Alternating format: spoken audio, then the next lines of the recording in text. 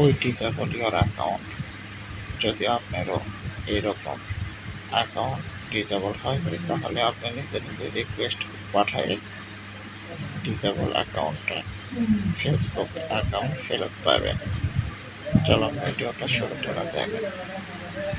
এটা আপনি Facebook help centre এখানে লেখার পরে এখানে চারটে ফেসবুক ফার্স্টে যেটা আসবে এটাই দেওয়ার পরে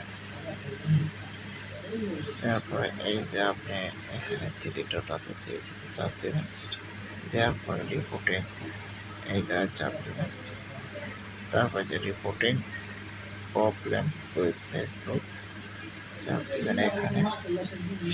দেওয়ার পরে কিছুদিন নিচে আসবেন, আসার পরে ফিডব্যাক এখানে ফিডব্যাকে এখানে দিলে হবে।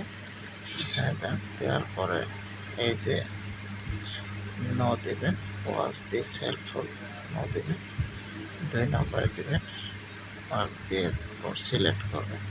এই যে এখানে আছে দেখা আপনি ডিটেলস দিবেন। Hello Facebook account teams, I need help to reopen my Facebook disable account. দেওয়ার পরে আপনি ফেসবুক ইমেলটা দেবেন, ফোন নাম্বার দেবেন।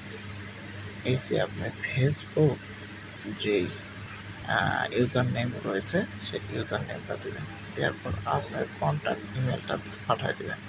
পাঠিয়ে দেওয়ার পরে এখানে সাবমিট করবেন। ওকে, কাজ শেষ।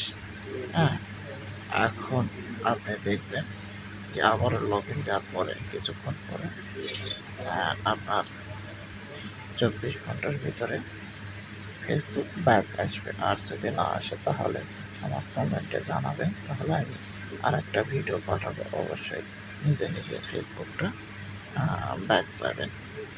ধন্যবাদ সবাইকে।